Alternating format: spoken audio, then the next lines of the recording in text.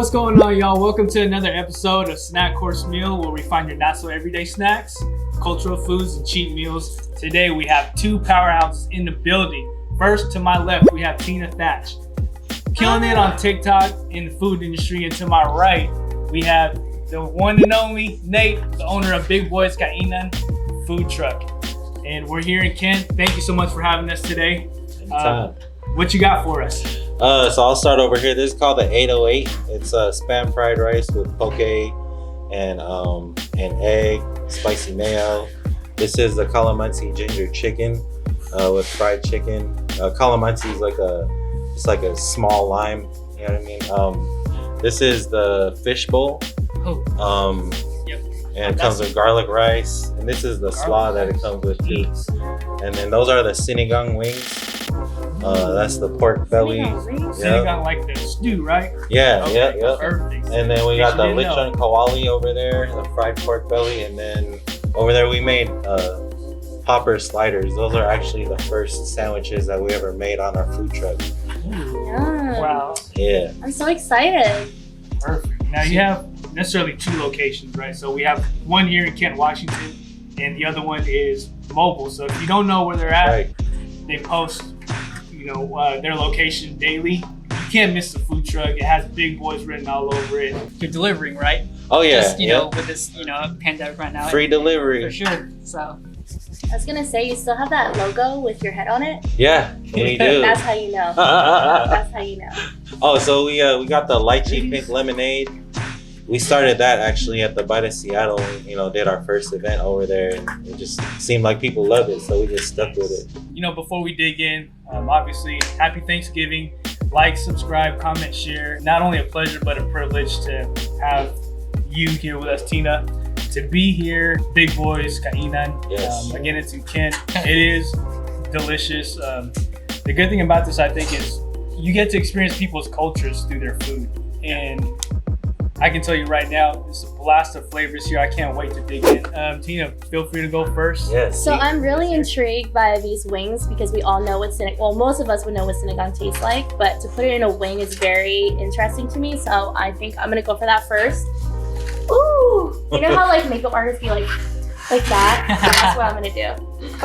I'm gonna also, I've been eyeing this fatty piece here. Filipinos love pork, don't they? Look at all that fat right There's there. so much That high pork. blood pressure. The 808. I'm very interested with pork and spam. Not pork, poke and spam together. Ooh, he just squished the egg and the yolk came out. That's how you know, yeah. man. That's like food porn. I wish That's you how guys you could know. see it. Thank you. Thanks, Kuya. Of course. Walang ano man. I used to be in a Filipino club called Basa. Oh Hey yeah. guys, I'm not Filipino by the way. And we used to just chant like "Isang Pamilya, Isang to go" every time, and I'm like, that's the only thing I know. So. So we put a little bit of condensed milk on top because it just adds a little, little touch. Flavors on It's levels. like fried heaven. I'd rather have this for Thanksgiving. Oh, man, that's such a great compliment. Thanksgiving takeout from Big Boys. Right? Let's go. This garlic rice is really good. I'm going with the kawali right here. ASMR. Do you hear the crunch? This fried rice with the spam and poke is so good. It's so much flavor. It's different flavors. The spam is a little salty, but the poke is just rice. When you have both, it just makes it perfect for it to be together. Like I said, my wife thought of it when she was pregnant, so I don't know. It was pretty genius creation, I think. That's awesome, man. Shout out to women. Yes. Girl power. So I know you guys tasted pork belly and all that, but I really gotta tell you, this fish bowl is just really good. It's fried perfectly. The fish is just flaky and soft, so I really, really love that. And I'm such a huge seafood guy, so that is just A1 right there. Not the sauce. A1, great. Every time I bite into it, it brings me back to those memories on the truck when we just started. I mean, what was the inspiration of you starting your food truck, starting this restaurant, and I gotta ask you the name. How'd you come up with the name? Man? That's awesome. Well, let's start with the name. Like everybody thinks it's me because I'm a big boy. I actually wanted to think of something that like brought my wife and I together a little more. Her son, and so we call him Big Boy. And so I was like, man, wow. we should just name it, Big Boy's Food Truck. Wow. And he was 3 years old at the time, and so I just thought it'd be a cool concept and something that we could grow it together. Kind of. Have you always been cooking like ever since growing up? Or Yeah, like... I started. Well, I started like when I was younger. My dad taught me how to cook like eggs and stuff. Yeah. Like I love eggs. I see it, man. Oh yeah, You got it down perfect. We put eggs on everything, right? I also pursued like singing for a while and like live music and stuff like that. Nice. That didn't really pan out as well as I wanted to, and so I had to sit back and really like figure out what do I really want to do for the rest of my life. I just sat back and for some reason this voice in my head told me like start a food truck. I was actually at a work source meeting too. Wow. And I just couldn't pay attention to the screen. And I just I closed my eyes and then I felt like God was just like food truck.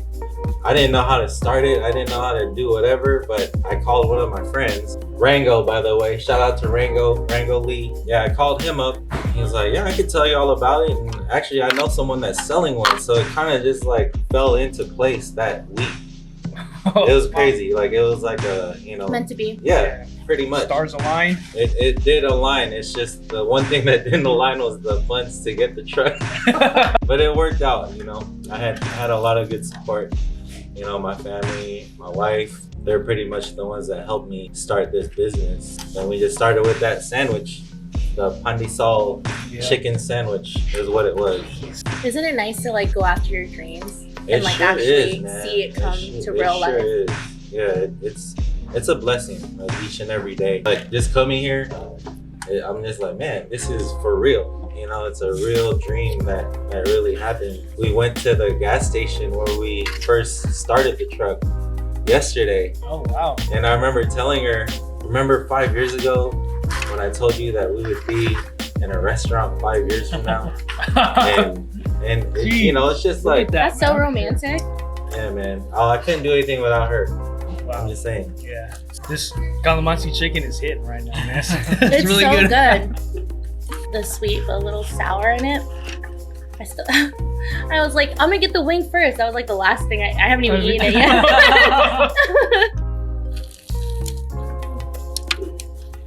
The 808, the poke, the egg with the Spam, that mixture is just perfect. I really like that too. This is so good. The crunch, you should try it. I'm gonna smell it first. Oh yeah. Kind of smells like a little sour, Good. Sinigang tart. You want one? Oh, for sure. Please, yeah. The moment it touches your tongue, you're like, it's sour, and then it just. Wow. That's a good freaking wing. It's coated so well. Not too much. It's perfect. Who made the recipe for the wings? It was kind of like a mixture of my life and mine. At first, we started with like a sinigang sauce to put on, but then that wasn't really like making it happen. So we're like, why don't we just try to make it like a salt and vinegar type of concept? Yeah, it reminds me of lemon pepper, but not. Right. All right, Tina, before you take a bite, go-to food that you'll make right now with. Make? Yep. I'm making a shin cup noodle. The spicy shin cup noodle, and then I'll add I got this Amazon egg maker boiler from Amazon from my friend, and you put the egg in a little bit of water and it'll just boil it like that soft egg that you like. Soft boiled egg? Yeah, and it's just a little thing, and you put your egg and it just soft boils. You don't do anything, and then I crack it and I cut it in half and I put it in my shin cup ramen. Ooh, it's easy and so good. What is your top 3 dishes that you sell the most of? There's this dish called the adobo moco. Starts with garlic rice or white rice, adobo gravy. Then we put a fried egg and then garlic fried chicken all around. Yeah. So that one, and then the 808, and then the popper sandwich, I would say. So those would be like, I don't know, that's like top 3, but I think there's other top 3s. So tell us a little bit more about the hot box. Yeah, so the hot box, it was a concept that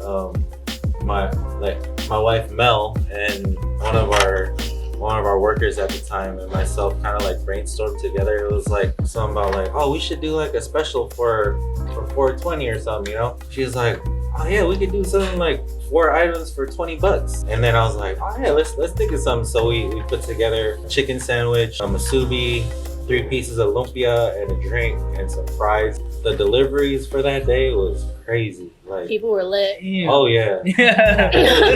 they were. And you know, speaking of doing what you love and stuff, you're all over TikTok right now. It's Yes, awesome, man. I love seeing it. I gotta do a hand. Yes, man. Seriously. And Thank you. Kind of what inspired you to start doing that?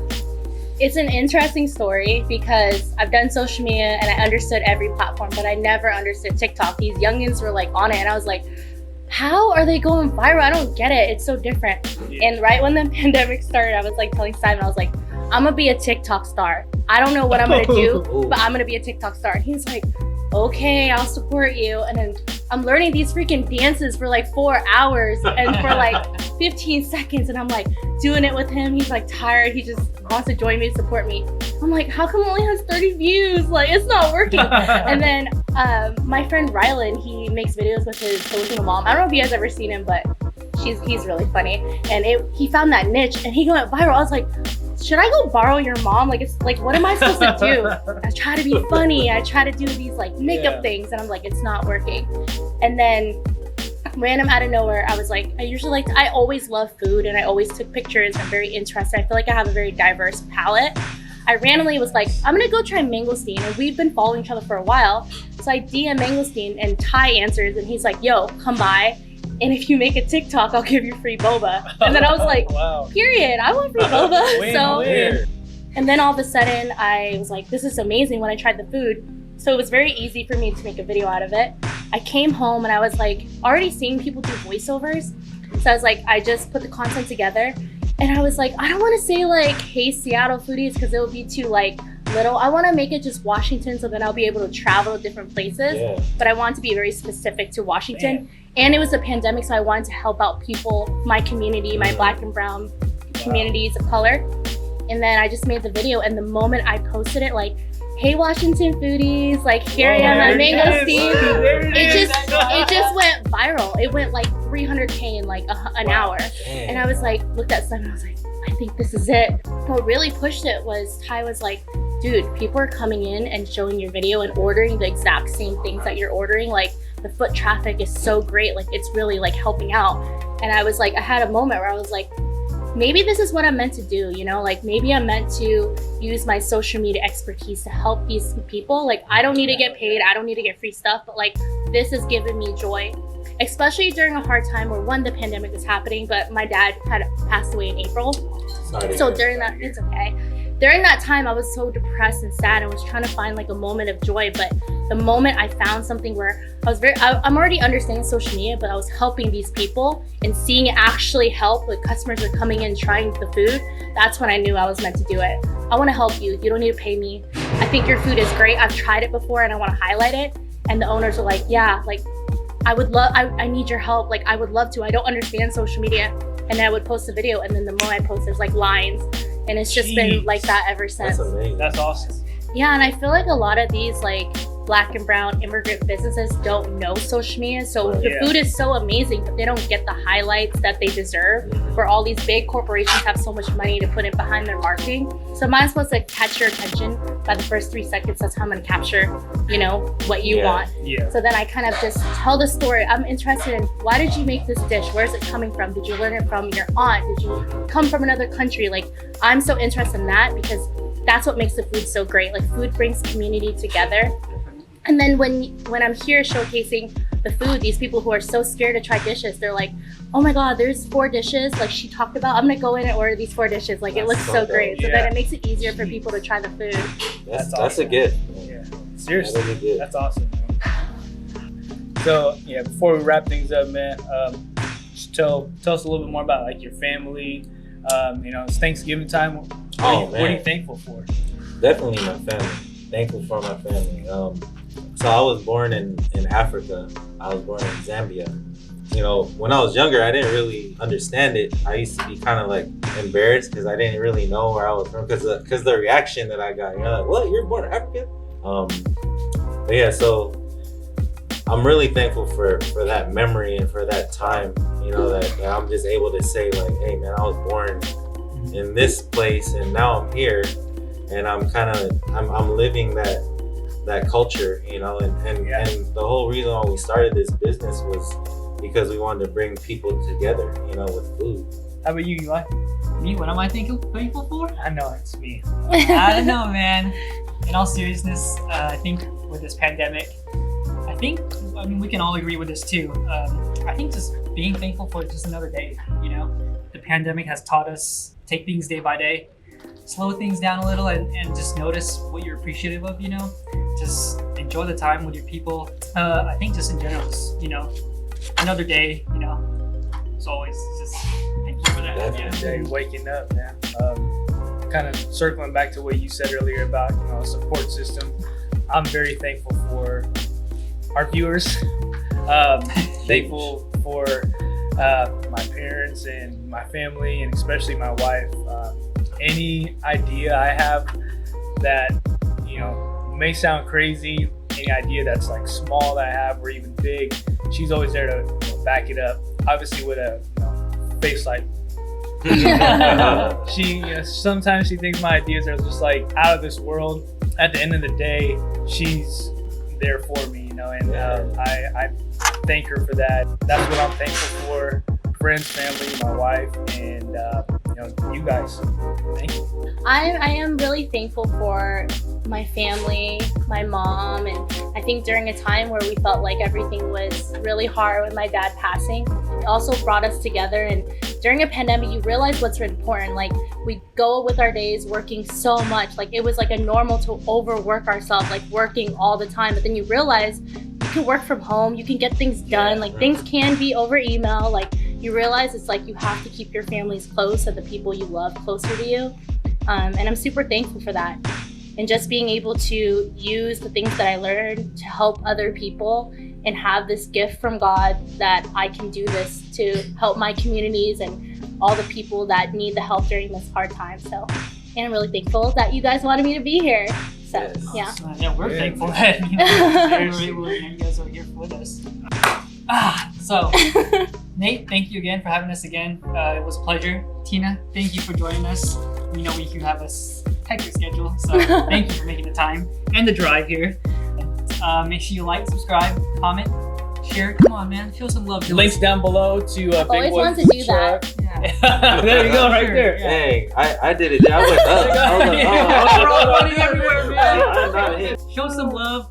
Come visit Big Boys. Come on, they're always showing love. And you guys are delivery. doing Food, and man. take Come out. on. Yes, the holidays are coming, so why not, you know? So thank you guys again. Stay tuned and see you.